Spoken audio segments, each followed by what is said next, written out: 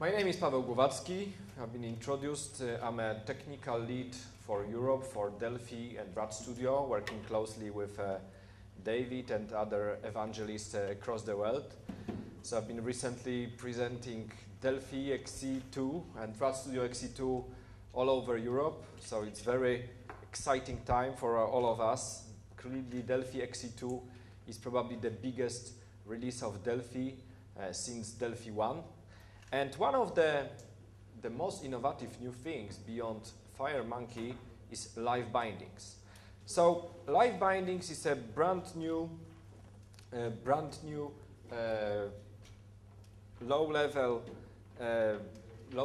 mechanism that is not specific to FireMonkey. It is something very deep in the runtime library.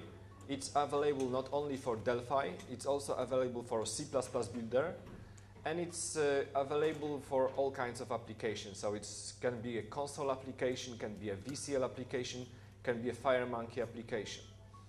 So one of the reasons that LiveBindings has been introduced is really to make the FireMonkey development platform richer and to be able to build more sophisticated user interfaces. So if you ever built Delphi database applications, you are familiar with DB-aware controls, data-aware controls. So things like dbgrid, dbedit, dblabel that you just connect to the data source and you have a database application up and running. In FireMonkey, there is no concept of data-aware components. So one of the reasons that LiveBindings has been added was really to be able to quickly build database applications for FireMonkey. But in fact, the LiveBindings mechanism is much more than for building a database applications for FireMonkey. It can be used for arbitrary applications, for arbitrary user interfaces. So you can write applications that are more interactive, more visually appealing. So with LiveBindings, when you build database applications, you are not restricted to the DB database-aware controls. So, for example, when you have a grid, you have a DB grid. You have a edit, you have a DB edit. So now you can use arbitrary controls to display data. With bindings, basically, you bind properties of very much arbitrary controls to properties of any other control, so they can be synchronized. So in this way, you can use arbitrary components for displaying your data. So again, this is brand new for XE2. It's available on both on Windows and on Mac. It's available for VCL and FireMonkey and console application, and it's also based on the runtime type information. So that's a mechanism that was introduced in Delphi 2010, and maybe you're familiar with doing Rtti the old way, quite a lot of complex code with p-type info. Now the new Rtti make it possible to write code that can be on a higher level of abstraction. With Rtti, you are able to query arbitrary. For example, you get an object, you don't know what its type is, and you can actually, using Rtti, find out programmatically what are the names of the properties, what are the names of the methods. You can call methods just passing the name of the method as a string. So this low-level mechanism, the Rtti mechanism, has been used to implement LiveBindings. And also with RTTi XE2, we got a full Rtti support also for C++. So this is both available for Delphi and for C++. There's quite a lot of concepts involved in LiveBindings. So my goal is just to give you a good overview of some basic concepts and to understand where things are fitting. In fact, when I was first time back in Scotts Valley in May, or in late April, when we were preparing for our launch events, and Jim Tierney on the Delphi R&D team is chief architect, really the brain behind LiveBindings. When he gave a similar demonstration, internal demonstration. He was just shooting with us with new terms, and after 10 slides I was completely lost, like I don't understand any single thing. But over time, talking about live bindings more and more, things are getting more and more organized. So probably the most important thing to understand about how live bindings works is the concepts of expressions and expression engine. So live bindings work through expressions. So there is an expression engine built into the RTL of Delphi and C++ Builder that can evaluate expressions. This is very much like a kind of a dynamic language added to the Delphi environment and C++ environment. Those expressions are evaluated within the scopes. So this is the second important term. First is the expression. Expression is just a string. It looks very much like a line of code when you can use additions, you can call functions. But those strings being evaluated by the expression engine, they are evaluated within a scope. So you can programmatically add to the scope objects, so you can directly refer in your expressions to their properties, to their methods, and you can do different interesting things out of it. So there are, maybe first let's have a look on the how expressions works. So the first demo is a very simple demo. It's in fact a console application. Most of those, many of this, almost all of them that I'm going to present today are available on SourceForge. So all the demos that comes with Rstudio XE2 are available from the Rstudio Demos project on SourceForge. So you can actually go ahead and inside from the IDE you can download the projects and work with them. One of the simplest demos there is a console application that is an evaluator for different expressions. So I have this little ITDevCon LiveBindings favorites group. So my first demo will be simple expression console. So that's maybe I'm going to make the font smaller because it's really hard to read with this resolution. Display and make this slightly smaller so you can actually see more text. I think that's fine. I'm going to actually do it like this so you can see even more. So that's a very simple console application. You can see that is using the Rtti, and the concept of value is something that is more, the value in the Rtti can be anything. Very much like in Java, you have that everything is an object. In Delphi, not everything is an object. We have objects, but we have also records, we have sets. With Rtti, the new Rtti, we have one elegant object model that can deal with very much arbitrary types, not necessarily object types.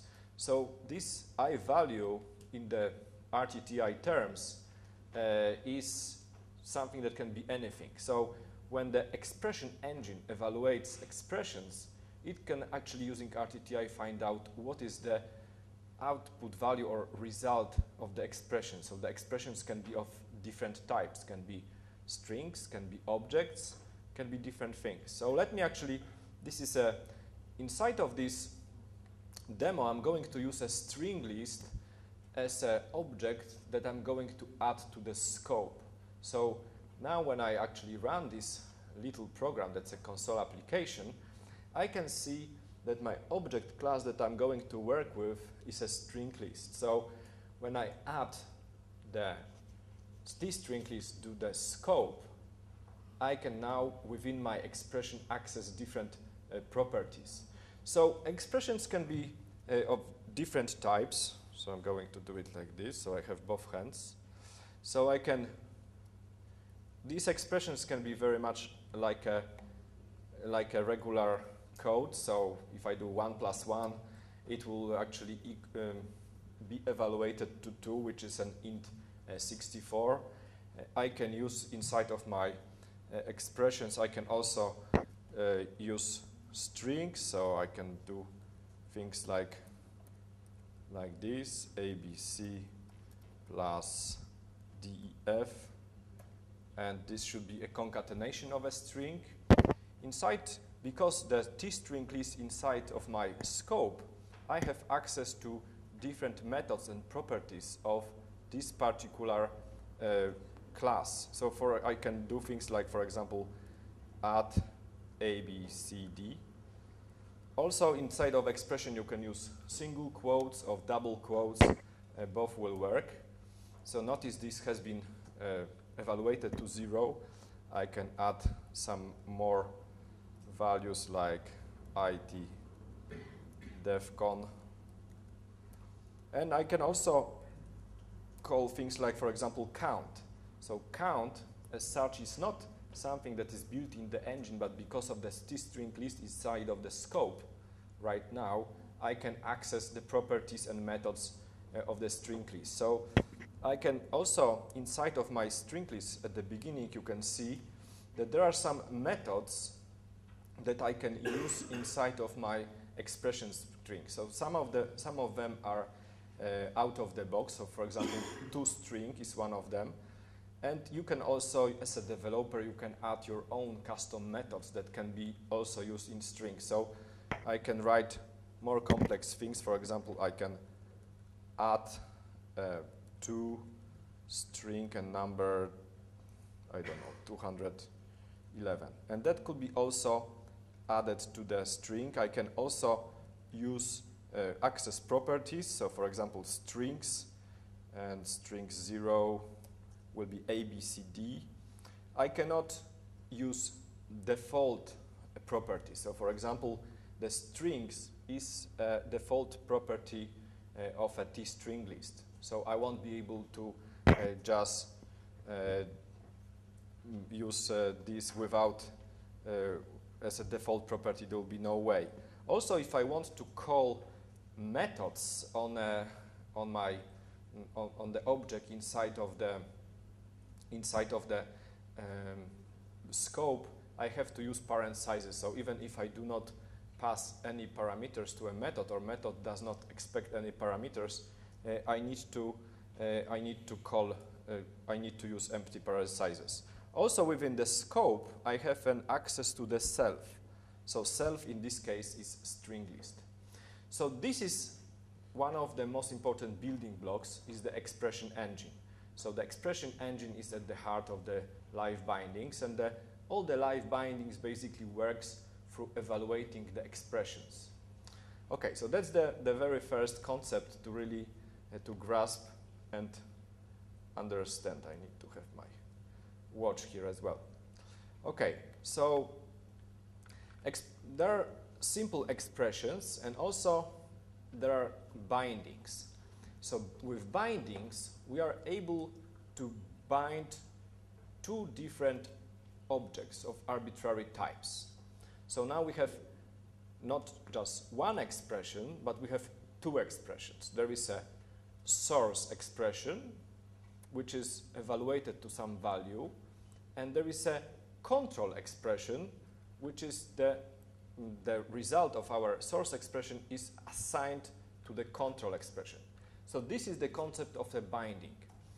And then there is a difference between unmanaged binding and managed binding. So there is a special component called bind expression that owns those bindings. So if the binding is owned by the bind expression, then this component is responsible for automatic evaluation of all expressions that it holds. I know that it's quite a lot of strange new terms, but I hope it's going to be more obvious in a second. So the bindings list component is a very basic component. When you typically don't work with LiveBindings in a console application, but you do it inside of your Forms application, VCL application, or FireMonkey application. So if you have any binding defined within your application, they are all stored inside of the bindings list. So for example, when you define a new binding on any of the control, the binding list component will be automatically added to the form, and you can use it to actually inspect and modify different bindings. So let me actually have a look on this bindings list component. So this time it's not going to be just a console application, but the second demo project here will be my bind expression sample project. So that's a FireMonkey application, and I could also use it for VCL. I just prefer to use FireMonkey. There are some things in FireMonkey for LiveBindings that are not available for the VCL, so all the database bindings. So in fact, FireMonkey has a little bit more functionality as compared to the VCL, but this basic functionality is used for both. So I'm going to switch to the default layout. So this is my binding list component. This binding list component has different properties. So first of all, if I double click on the binding list component, it will show me the editor for editing binding lists. So this is actually very simple example and a very simple binding. So bindings are the tbind expression is a component, so it has a properties that you can actually modify inside of the object inspector. So some of the important things, you can see that this bind edits bind expression is a description is to bind the edit output to the edit source. So what this expression does is basically every binding will have this thing. So I have a source component. So that's my source component is an edit source. So that's my scope. So the expression is in the context of the edit, in the scope of the source component. And here is my source expression, upper text plus uppercase text. So I'm using some methods here as well. So the result of evaluation of this expression, so the text is a property of my edit. So basically, whatever is in the edit will be converted to uppercase, will be added the upper text string, and this will be the result of my expression. So this expression, because this is a binding, will be assigned to this control expression, which is just a name of the property of the edit output. So basically, the idea here is that if I change the value of the text property of my edit source, whatever is in the expression will be assigned to a text property of the edit output. So now I can actually run it and try to evaluate it. So that's my source component is edit source, so this is this one. I can actually go ahead and modify it. This is in my edit output, so this is a text property of this edit output is my control component. So this is where I'm going to the scope to assign to, and this is my source expression. So in these expressions I can use things like string literals, I can use uppercase. There are some methods that are built inside of the engine. So if I just actually go out, here I can see on the bindings list component the list of methods that I can use in my expression. So you can see there are things like, for example, uppercase, also lowercase, and things like selected item, selected text.